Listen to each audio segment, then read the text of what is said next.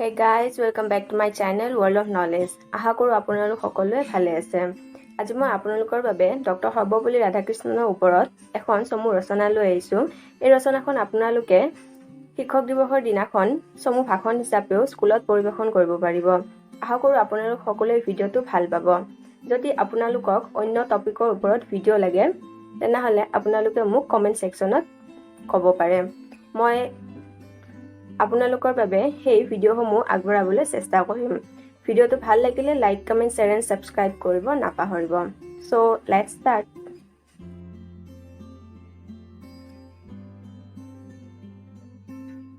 Doctor Sarvepalli Radhakrishnan শিক্ষক দিৱস আৰম্ভণি।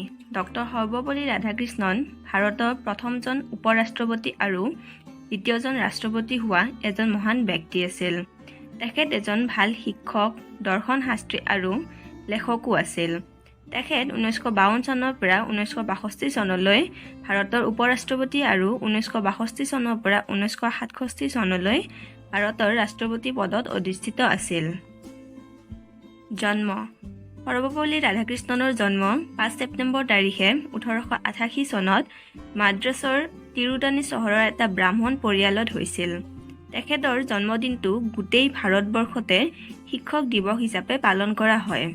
তেখেতৰ পিতৃ আছিল সৰ্বপল্লী বীৰ স্বামী আৰু মাতৃ সীতামা। তেখেত এখন জমিদাৰীৰ তহচিলদাৰ আছিল। ৰাধাকৃষ্ণন বীৰ স্বামীৰ দ্বিতীয় সন্তান আছিল। শিক্ষা। সৰ্বপল্লী ৰাধাকৃষ্ণনে তিৰুতানীৰ KB হাইস্কুলৰ পৰা প্ৰাথমিক শিক্ষা সমাপ্ত কৰিছিল। 1896 চনত তেখেতক তিৰুপতিৰ লুথেৰন মিছন স্কুললৈ পঠোৱা হয়। ৰাধাকৃষ্ণন এজন উজ্জ্বল ভৱিষ্যতৰ ছাত্ৰ আছিল আৰু তেখেতে নিজৰ জীৱনকালত বহুতো ছাত্ৰবৃত্তি লাভ কৰিছিল। প্ৰথমে তেখেতে বেল্লুৰত বিউৰিয়াছ কলেজত প্ৰৱেশ কৰে, কিন্তু পিছত মাদ্ৰাছৰ খ্ৰীষ্টিয়ান কলেজলৈ গুচি যায়। তেখেতে 1906 চনত স্নাতকোত্তৰ ডিগ্ৰী লাভ কৰাৰ লগতে স্নাতক উপাধিও প্ৰাপ্ত কৰিছিল। বিবাহ। ৰাধাকৃষ্ণন 1903 চনত মাত্ৰ 16 বছৰ বয়সতে শিৱাকামুৰ লগত বিবাহ পাশত আবদ্ধ হৈছিল। তেখেতৰ 5জনী পুত্ৰী আৰু সৰ্বপল্লী গোপাল নামৰ এজন পুত্ৰ আছিল। সন্মান আৰু বঁটা। ডক্টৰ সৰ্বপল্লী ৰাধাকৃষ্ণনে 1975 চনত টেম্পলেটন পুৰস্কাৰ লাভ কৰিছিল, কিন্তু তেখেতে এই পুৰস্কাৰ অক্সফৰ্ড ইউনিভাৰ্চিটিক দান কৰি দিয়ে। 1961 চনত জাৰ্মান বুক ট্ৰেডৰ শান্তি পুৰস্কাৰ লাভ কৰিছিল। এওঁক শ্ৰদ্ধাঞ্জলি প্ৰদানৰ বাবে 1989 চনত ইউনিভাৰ্চিটিয়ে ৰাধাকৃষ্ণন ছাত্ৰবৃত্তিৰ আৰম্ভণি কৰিছিল, যিটো পিছলৈ ৰাধাকৃষ্ণন চিভনিং স্কলাৰশ্বিপ নাম দিয়া হয়। শিক্ষক দিৱসৰ মূল উদ্দেশ্য। ভাৰতত প্ৰতি বছৰে 5 ছেপ্টেম্বৰ দিনটো শিক্ষক দিৱস হিচাপে পালন কৰা হয়। ভাৰতৰ প্ৰতিগৰাকী শিক্ষক শিক্ষয়িত্ৰীৰ বাবে এই দিনটো উল্লেখযোগ্য দিন।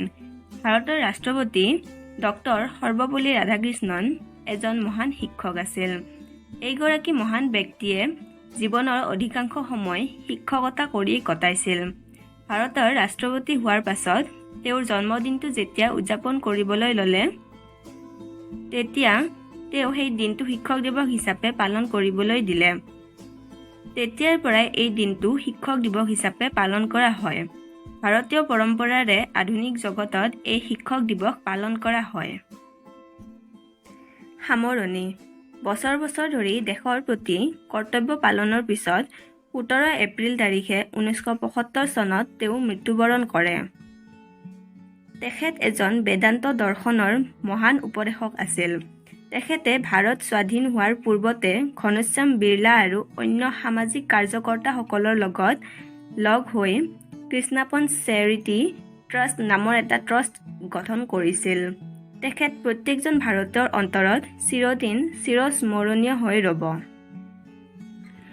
সো এইটোৱে আছিল আজি শিক্ষক দিৱস অথবা সৰ্বপল্লী ৰাধাকৃষ্ণনৰ ওপৰত ৰচনা বা চমু ভাষণ। আশা কৰোঁ আপোনালোক সকলোৱে এই ভিডিঅ'টো ভাল পাব আৰু ভিডিঅ'টো ভাল লাগিলে like, comment, share and subscribe কৰিব নাপাহৰিব। পুনৰ এটা নতুন ভিডিঅ'তে লগ পাম। আজিলৈ ধন্যবাদ।